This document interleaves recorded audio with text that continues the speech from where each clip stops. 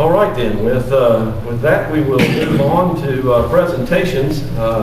We have had a number of presentations lately, and somebody was asking me about the process of this today, and what I was proud to report was that in the past, presentations have been done in a little different form than you see now, and that is certainly by directive. One of the things that we have come to understand about our different departments is that it takes a lot of people to make things happen in those departments, and those folks don't necessarily often get the opportunity to tell others what their department is doing. And so these presentations have taken on a little bit different format than they had in the past, and I think that has been beneficial both for our council, the rest of our staff, and certainly for our public, and would urge those members of the public and the media that are with us here this evening to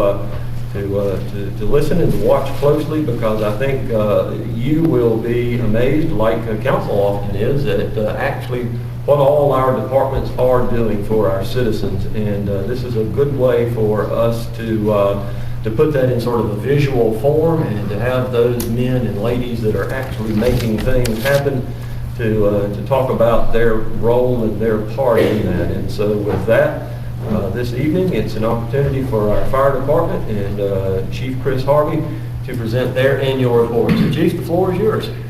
Thank you, Mayor, Council.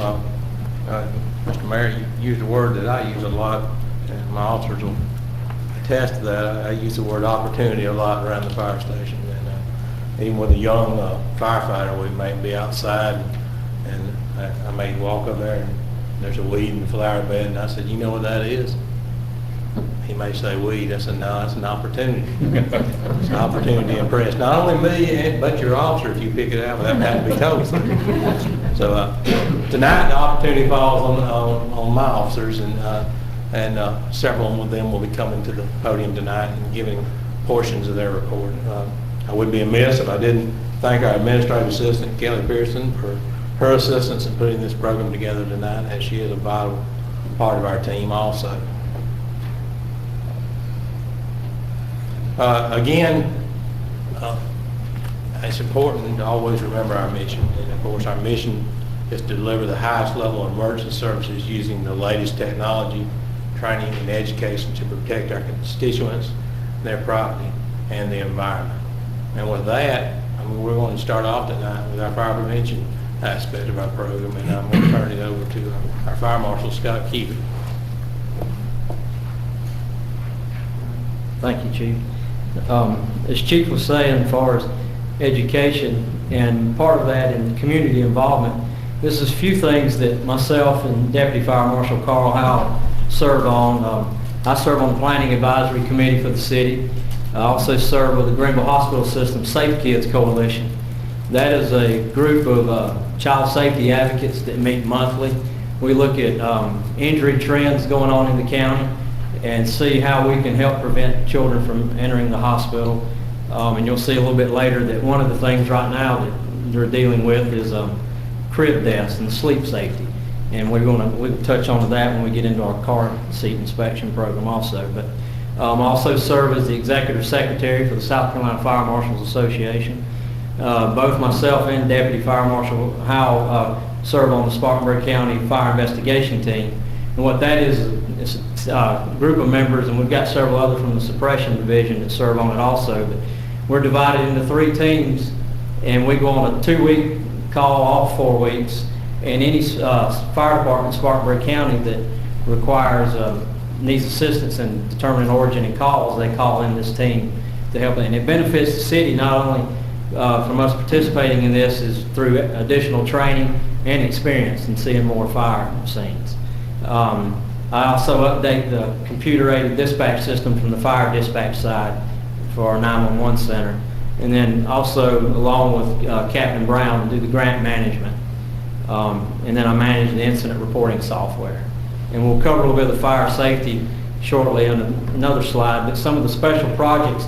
This past year, myself and Deputy Fire Marshal Howell, we spent 351 man-hours on special projects. That could be assisting the police department in special investigations, assisting the codes enforcement on rental property, that sort of thing, working on grants.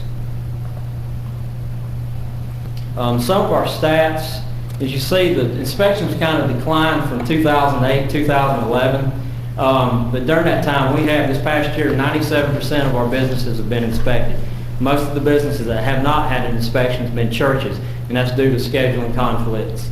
But also the decline in those inspections have also been the decrease in new construction.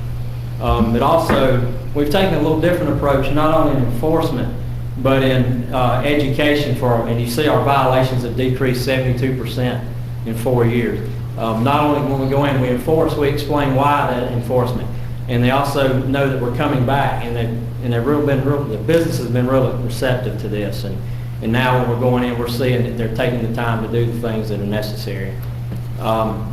We have spent 311 hours in training this past year.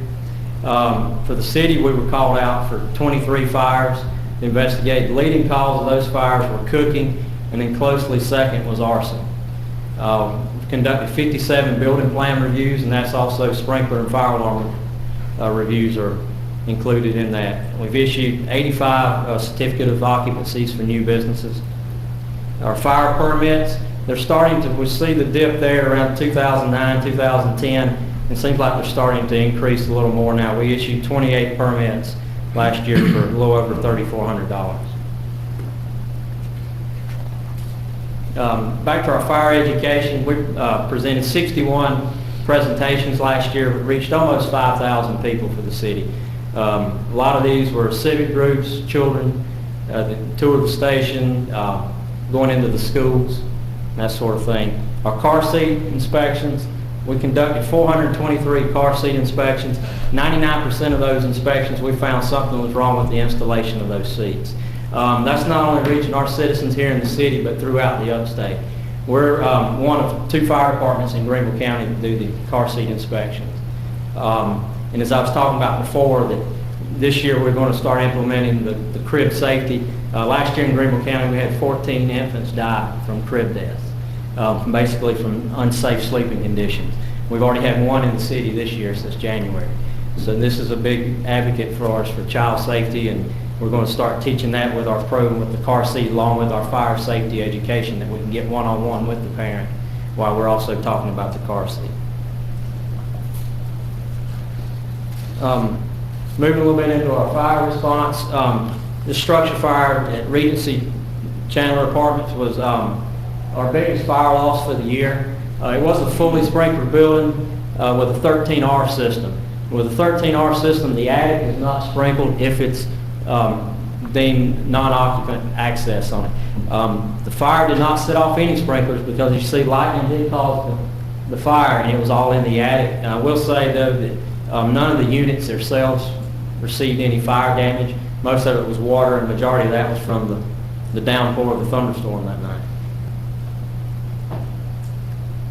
A little bit of our alarm statistics for 2011. We responded to 46 structure fires, 25 vehicle fires, 53 other fires, which could include rubbish, brush fires, that sort of thing. We responded to 2,517 medical calls, 28 hazardous materials responses, 49 other hazardous responses, and those could include electrical problems in a house, that sort of thing there. False alarms were 216, and all other responses, which would be public service, lifting assist, that sort of thing, were 406 calls. So we responded to a total of 3,340 calls in 2011. This is a breakdown we submit to the NFPA, National Fire Protection Association, annually. It just breaks down our fires as far as the type of dwellings. As you see, which is throughout the nation, the private dwellings is the leading cause of fires in there. We had 26 fires in single-family dwellings for a little over $257,000 in property loss. Apartments, we had 9 apartment fires for $229,000 loss, which the majority again was the Regency at Chandler fire. We had a few in commercial structures. Our biggest loss there was an old auto repair facility on East Wade Hampton Boulevard.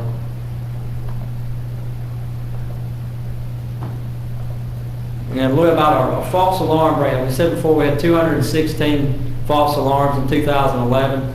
Those are broken down as follows. Malicious or mischievous calls were 9. System malfunctions were 58. That's something that was wrong with the system that set it off. The unintentional was 97. And other false alarms were 52. And a little bit on our intentional fires, we had 4 arson fires, 3 were structures in 1 vehicle, which totaled $82,000 in losses. And then as you see at the bottom is our major fire losses for 2011 was again the Regency at Chandler, the automotive repair on East Wade Hampton, and then the 102 Cunningham Street was a $75,000 loss, which was an arson fire. As you can see, our trend is increasing each year, as far as along with our population, which I think will be covered a little bit later in a little bit of population growth there. But we're increasing about 600 to 700 calls last year.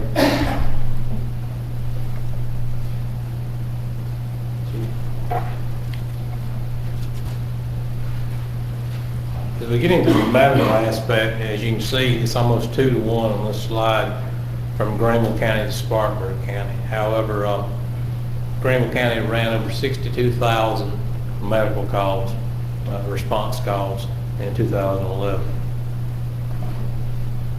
I got a little bit better breakdown this year of what we wanted to show. This is 1,535 car calls. This 1,535 of the medical calls were actually required a DHEC medical report to be filled out. We have changed, our DHEC has made us change to where all this has to be done online now. And luckily, Greenville County EMS has provided the software to our department free of charge. But I wanted to highlight some of the major events or the largest numbers here in these charts here. As you can see, chest pains, 174, or 11.3%. Cardiac arrest, there were 16 cardiac arrests. Breathing problems, 138. Diabetic, 63. Fall victims, we still have a rather aging population in Greer, and we do have a lot of fall victims that we respond to, 7.8% of that. Multi-trauma, that's where there's more than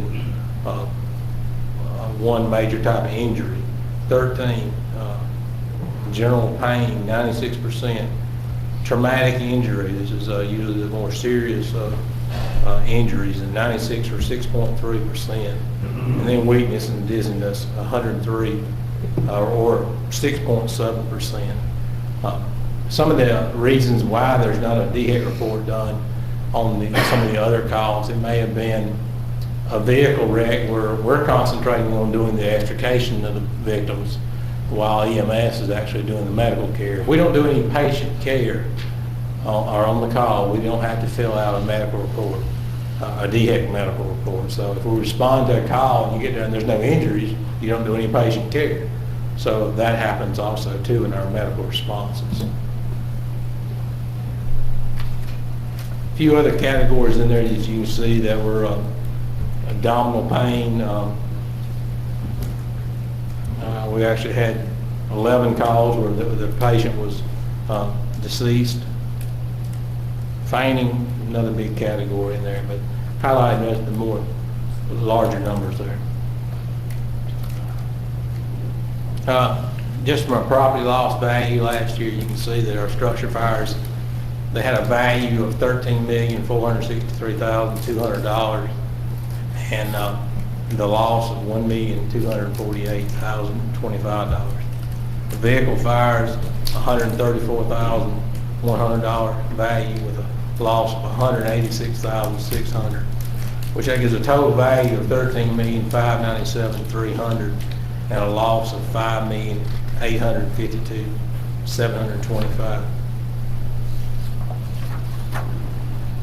This time I'm going to bring Scott back up, and his office works together with the GIS department through Phil and Glenn's area there. and they come up with our report card stats. Scott? As you can see, as far as the city hasn't grown a whole lot through annexations from 2009 to 2011, but also our population has increased almost 1,500. In the 2011 there, we were actually using the new census data on our population. You see, as far as we have 25,515 for 2011 on our population. Our dwelling units, they've increased a little over 500 since 2010 to 2011. And then we'll have, and our businesses protected have increased just a few. They're about 11. Our staffing, career staffing staying the same. It's about 1.37 firemen per square mile. Our volunteer firefighters are 0.61 per square mile. Our report card stats, here from a financial standpoint, they kind of drop the same way as our economy has here. Our budget has decreased each year since 2009 to 2011. It's dropped almost $250,000, a little more. So it has dropped our cost per capita from 110 in 2009 to 93.36 in 2011. Broken it down, it costs $6,525 a day to operate the fire department. Comes out about $271 an hour. And our demand for services, you see, it has increased with the population increase. And as Chief Harvey mentioned, with our population getting older, our calls for service are going up. So we break out calls per 1,000 population for 2011 was 130.9. Number of calls per square mile is 135. Station 1 is still our headquarters station. It's the center of town, most populated area. We are increasing our call volume there. We had 2,575 responses from 2011. Station 2, as you see, there's an increase from 515 to 726 in 2011. We think partly that is from taking over the Boiling Springs contract area. Once that lawsuit was dismissed, or the contract expired, excuse me, then we think that the call volume increased there. Station 4, which is our shared station at Broughton, McClymon, and Pelham, Batesville, we're running about in the 39 calls there. That's the total that they've run for the city. They run more calls with the Pelham, Batesville area. So for the year, our EMS-related calls come out to about 75.35%. Our average response time for 2011 is 4.48 minutes. That's all stations combined. As you see, Station 1 had a 4.2 minute response. Station 2, or Hood Road Station, was 5.3 minutes, and Station 4 was 6.4. Our greatest call volume of the day is at 3 o'clock in the afternoon. When you start running the numbers on this, every hour is pretty close. The 3 o'clock just had maybe one or two more. It's pretty amazing when you look at it over a year span. You don't really have any time frame that's really way off the charts compared to the others. We're pretty consistent with as many calls as we're running as far as our time. The station with the highest amount of concurrent calls was headquarters station, and our station with the lowest amount was Station 4. I'm turn it over to Captain Paul Brown. Thank you, Scott. Council, that's a good looking picture. I gotta do one more. What is that? So Everything like you either. And I've also got Briley. This is for me and you, since we both live in District 5. The Lyman Idol, District 5 singers, me and you. Sounds good. But in October, I was fortunate enough to be promoted to captain, so I moved over into the training division. Chief Harvey and I talked and kind of got a little game plan as to where I wanted to go as far as training and where he wanted to go. And we kind of looked at the fact that we kind of felt like all of our officers kind of had gone as far as they could go with the South Carolina Fire Academy. So we've looked at maybe going to some higher level of training. So this past March, Captain James and I went to Maryland for a specialized class. We've had some guys go to the National Fire Academy. Captain James is actually going to talk about going up to Maryland. But also got to thinking before I got this position, I said, it'd be kind of neat to know what the police officers do, because us firemen sometimes think that they're mainly just at Dunkin' Donuts, and no offense. And of course, on the other side, they think that we're just rescuing cats out of the trees. So I always said, this would be a good time for us to do some cross training. So I talked with Sergeant Ballinger, I talked with the fire chief, Sergeant Ballinger talked with the police chief, and so we're going to kind of do a day where we learn some police things, and they're going to learn some fire things. So we're kind of definitely looking forward to that. Our in-service training, all of our EMTs have to go to in-service training every month, 4 hours every month. In 2004, we used to have it here at Greer, and our training room got a little bit too small, so Lake Cunningham Fire Department served that role. But Greenville County EMS Training Division wanted a paramedic to start teaching our class. And so Josh Holzheimer here with the fire department is going to start teaching. And so we've moved it back here to the city, and it's going to be at the police department's training facility, so we're excited about that. Crunch some numbers. For 2011, we had 3,130 hours for paid firefighters as far as their training hours. Volunteers had 1,032 hours. You look at that and you say there's a discrepancy there, but not really. Our volunteers really give a lot of time.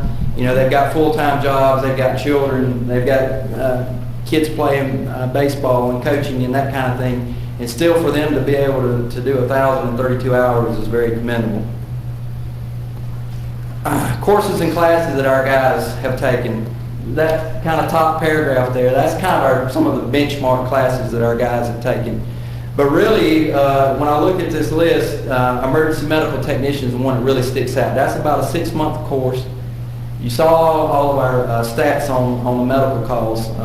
It's really good to have an emergency medical technician show up on these calls. And we're a DHEC licensed agency at the intermediate level, so the majority of our guys, I think about 26, 27 of us are EMT and higher.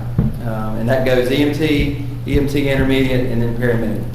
But once again, we went to, Captain James and I went to Maryland. I'm going to let him step up here and kind of talk about what we did in Maryland, and then I'll jump back in. How you doing, sir? Good. Basically, me and Captain Brown, we went to Maryland, up in Virginia Beach, to the MEFRES, it's Maryland Fire Rescue Institute. It's command and service staff command class. And basically what it was is we went up there, it was like a big think tank. This is the best way for me to describe it. We had the who of the firefighters and fire chiefs of the United States. They were giving us lectures, talking to us about it.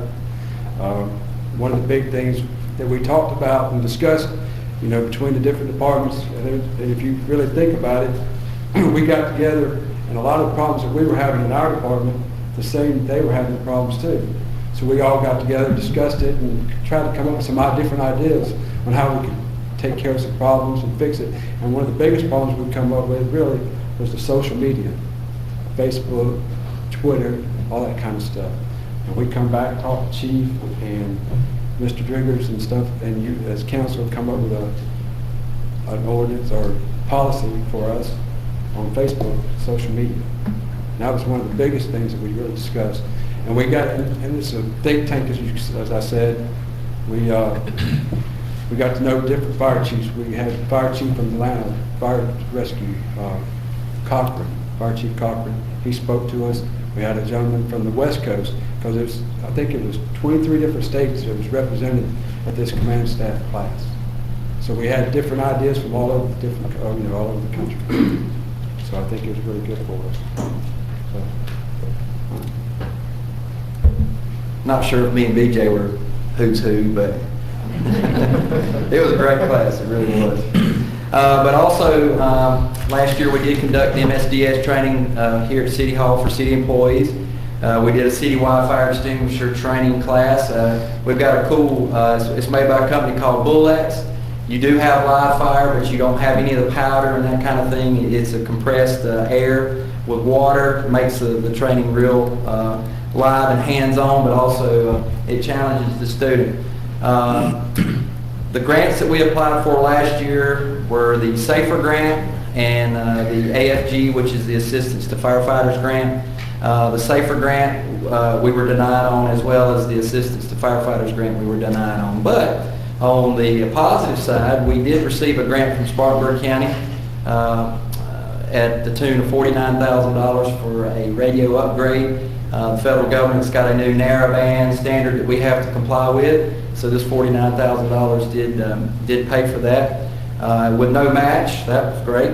And also Councilman Joe Baldwin, used to be with the City of Greer, now with the Greer County Council, was able to assist us in purchasing a rolling rack system, which assists us in rolling up this extremely large hose you see here that probably weighs well over 100 pounds. It assists us in rolling it and prevents back injuries and that type of thing.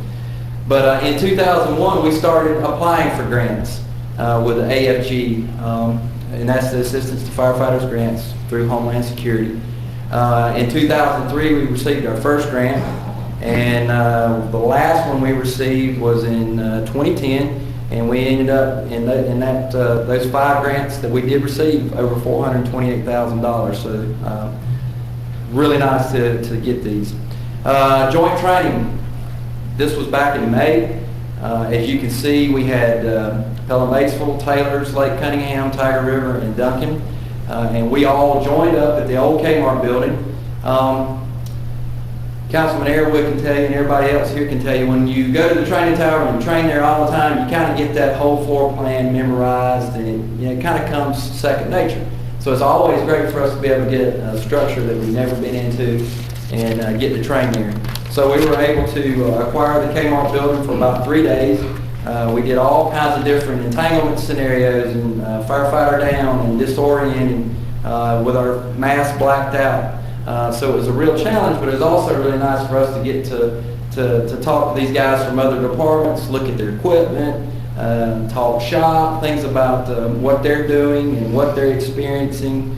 And it built some friendships, so that was really nice for us to be able to do that back in May. Our Explorers Post, kind of gone through some changes. John Bailey used to be the coordinator. He's had to since move off, and now we've got engineer Richie Bradshaw and volunteer firefighter Don Blanchard running our Explorers Post. Councilman Airwood's an Explorer, Scott Keeley, myself. This post has been very successful for many years, but really, especially probably in the last 12 years, it's been extremely successful. We have currently, I'd say at least a dozen ex-Explorer Scouts now working for major cities. We have a firefighter that works for City of Charleston, North Charleston, Berea, Pelham Batesville, Greenville County EMS. And basically what this program does is it prepares these guys, they're from the age of 14 to 20, male or female, that are interested in being a firefighter or moving that direction. They also have it for police as well and EMS. But our firefighters work with these guys. They get to ride on the trucks. They get to train with us. They get to burn. They get to do everything that we do, and we get them trained up, get their classes, and when they turn at that age of 20, they're ready to hit the road running and hopefully find a job in the business. Also, the thing that they really look forward to is the annual Winterfest competition. I used to have hair. I used to do the advisor stuff, and man, you take them to Gatlinburg, whew, it can be interesting. But they have a blast there, so that's always something that they look forward to.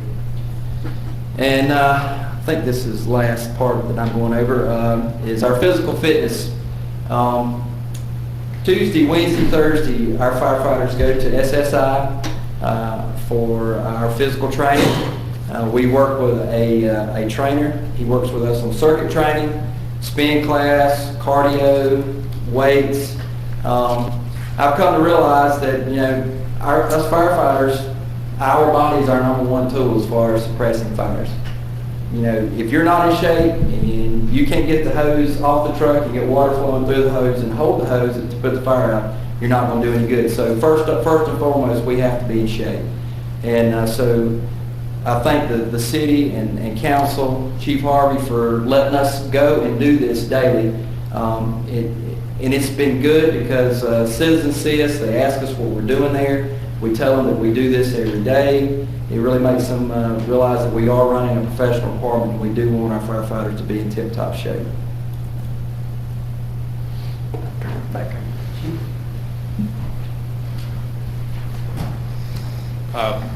Next session, we're going to do on recognition and accomplishments and promotions.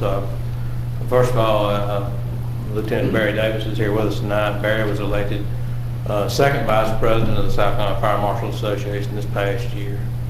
Also, this past year, in which they're going to be recognized in May again, we had a cardiac arrest saved by Josh Holzheimer, Casey Parrish, and Christy Honeycutt. Chuck McConnell's here tonight. He was actually involved in one last year. Casey's one of our volunteers, and he was involved in another one last year. He must be a cardiac arrest magnet or something. I don't know. He's in the right place at the right time or something. Vernon Jameson was promoted to senior engineer, along with Jody Norris, which was promoted to lieutenant this past year, and Paul Brown being promoted to captain. One of the major deals that our command staff, our captains and lieutenants worked on this past year was either updating or including new standard operating guidelines or policies for our department. One of them is a ride-along policy where we just don't let anybody come in off the street and jump on a fire truck and ride with us anywhere. Digital imaging, there's some specifics that we don't want our people out there taking pictures of wrecks with their own phones and stuff. Our unscheduled medications, which is from the medical side, our self-contained breathing apparatus, our rapid intervention teams, our rules and regulations, and our life safety rope harnesses and hardware, all either were new SOG policies or updated SOG policies.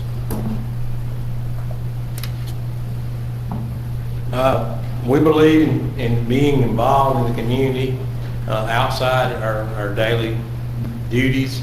Again, we assisted with the Big Thursday auction this year.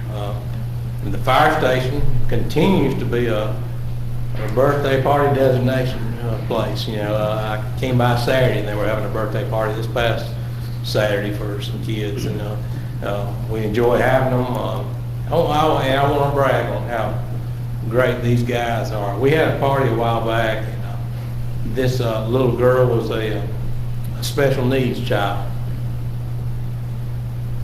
And the sad thing is that no other kids showed up. And these guys went above and beyond. They took her and they did everything they could possibly do to make her day special. And I'm very proud of them for that. I mean, it'd been very easy for them just to say, sit back and not do anything. But they wanted to make her day good, and it was a good day in the end. Captain Campbell, he attended Camp Can Do, and I'm going to let Captain Campbell come up and tell you a little bit about his involvement with Camp Can Do. He's been involved with it for several years now. And we also had Christy Honeycutt went last year. So Captain Campbell, you can come forward and share a little bit about it. Mayor, Council, Mr. Jervis. Chief said just speak just a fraction on the department's involvement with our community.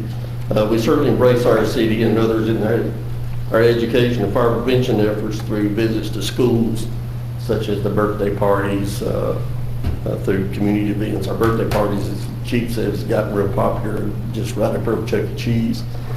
So, I'd also like to mention our collaborative efforts that Chief mentioned with Camp Can Do. I myself have been involved with Camp Can Do. This is the 5th year. It's actually gone longer than that since we've been collecting cans. Our little aluminum can trailer in the back of the station, which I'm sure everybody's seen. That's where these efforts go that help fund at least 1 or 2 kids going to camp that year. It's also a collaborative effort with the MUSC Children's Burn Hospital and other fire departments throughout the state. They raise money through different events, and there's many of these camps through the city, correction, through the state. Each year through fundraising, the Camp Can Do is located at Camp St. Christopher, which is located at Seabrook Island. And they have it every June, July, thereabouts, whenever they can reserve the camp. That's for kids from 6 to 17 years old. A lot of these kids actually come back after they leave and come back as counselors. They have such a good time at this. Camp Can Do provides a safe, supportive environment and a variety of social, recreational, educational activities to include fishing, canoeing, arts, crafts, entertainment, and field trips, just to name a few for these children. Like last year, our camp actually went to the 4th of July. Camp Can Do went as far as chartering a big sized boat in Charleston Harbor. And these kids got to witness fireworks off the Yorktown, which I was very impressed with Sam, so that was very nice. One of the goals of the camp is to a place where children can go and play and have fun with others who have similar medical experiences. They don't feel out of place at these other camps. They have something in common with these other kids. May not have the same burn, but they have been through the same stuff. This year's camp will be June 29th through July 3rd. Thank you.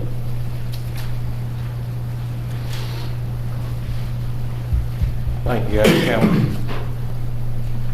Also, this past year, I would have been in it if you hadn't been with bad knees, stair climb stuff, but we had several of our departments participate in the stair climb for life, and Lieutenant Brown, Chuck McConnell, Joe Wentz, Captain Duncan, several of them, Joe Borelli, several. We had a good crowd this year that went and did that. They had a lot of good time, and of course they're moving out of the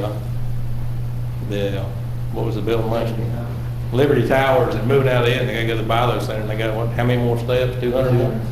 200 something more steps. So there's debating whether they're going to maintain their role there this year. Also, Captain Duncan and the Green Ship were involved in the MDA summer camp. I also went and helped them myself that night. I've asked Captain Duncan to say a little bit about what we did up there that night and the good things that we did that night. Good evening. The best thing we did that night, we cooked and nobody got sick that night. So we had an opportunity to cook for about 100 to 110 muscular dystrophy kids and adults that we had up there, their chaperones. So that was neat. That was, after we got finished cooking for them, they had spaghetti stuff all over their face, and they're kids. They're just kids and everything. They got their wheelchairs and different stuff, and they were playing tag or duck goose or something like that, because it was absolutely amazing to see the mobility of some of these kids in wheelchairs. It was almost scary, like some of us driving fire trucks. Another thing that we did with that is that I think Red Shift did a boot drive where they went out to, I believe it was Walmart, and they raised money for the camp itself, or raised money for MDA. They raised about $953. So we have raised a little bit more of that in the past, which has been good, but what does $950 do for MDA? Well, it gives about 31 kids that may not have the opportunity to have a flu shot. We got them flu shots. Or we sent one kid to camp. $800 for a child to go to camp. So we was able to get one kid to camp if that's what they chose to do with the money. $950 was right at 13 minutes of research for muscular dystrophy. And we can kind of break it on down to that. But this year we're going to have a boot drive in the spring and then the fall. Not sure about the date in the fall. But if you're not doing anything, you need to do a Walmart run. Make sure it's on May the 19th. So we'll be out there collecting money for muscular dystrophy. See if we can bump that $950 up a little bit more. We can send maybe 2 kids to camp or get a little bit more money into research or flu shots. Thank you.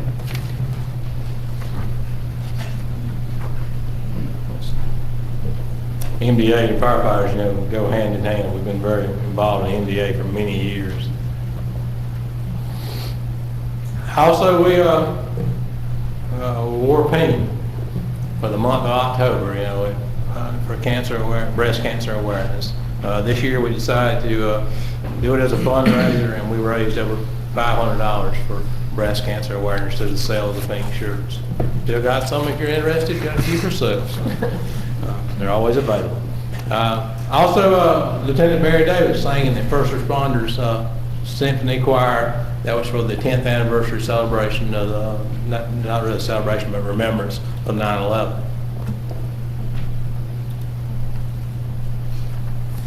And finally, we come to an end tonight. An old engine comes home. We're in the process of obtaining funding and to restore the old 1941 Chevrolet truck. It still runs. I actually drove it from the fire station to the OC building a few weeks ago. And we're already got a paint job promised on it, and we're going to be trying to acquire some other funding for tires and a few other things. But our ultimate goal again is to get the truck ready for our 100th anniversary in 2014. And we're very proud to have it back, and I got a lot of interest in it. A lot of people are coming by and asking about it and stuff. And it's a part of our heritage, and we're glad to have it back. As I mentioned earlier tonight, opportunity. Well, I have opportunity every day to work with some of the best men and women that the city has to protect our citizens, and I thank you for that opportunity. I thank them for the opportunity to allow me to lead them another year, and they make my job a lot easier, and they truly, as I was sitting one time at another fire station and tones went off, and they were dispatched to a structure fire, and it was a garage or something. One of the firemen came running in there. I was talking to the chief, and he said, "Chief, you know you got a fire?" I said, "Yeah." He said, "You not going?" I said, "I don't need to go." I said, "They know what to do," and they do. I mean, they know what to do, and they've been trained well. And with that, I open up the floor for any questions that you may have for any of them tonight or my staff. I thank them for the time they put into this presentation. They chose their own slides and work, and I think they did a pretty good job. Good job. Questions, council? Comments? I don't have a question, but I would just like to, having unfortunately been intimately involved in you fellas back in April on a pretty nasty night on April 4th. Well, kind of wet that night, wasn't it? Yeah, it was. It was bad. I just wanted to publicly express my thanks and to tell you how much I appreciate the professional effort that everybody put out. It's obvious that you guys are well trained and everybody knows what they're doing. And the damage ended up being minimal, although it looked awfully bad. And that's due absolutely to the work your guys did. So thanks again. Thank you very much. I've had the opportunity to serve with these guys for a long time, and just to summarize, nobody does it any better. Thank you.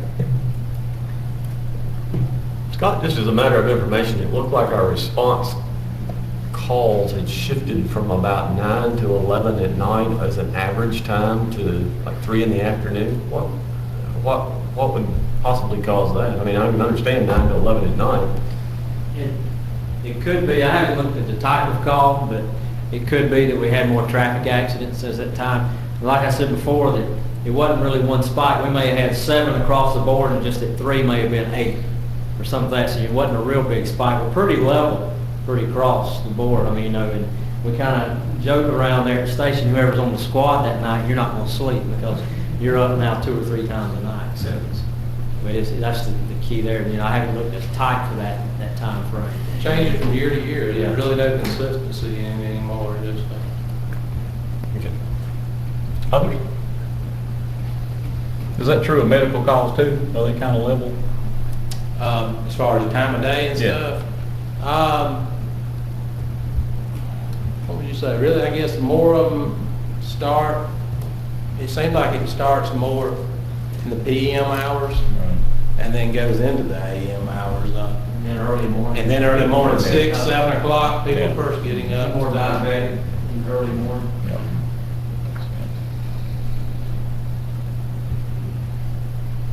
Fellas, we appreciate it, and thank you not only for the presentation, but the job that you do for the city, and thank you for giving us some more insight into that job that y'all do so well, and thank you, we appreciate it. Thank you.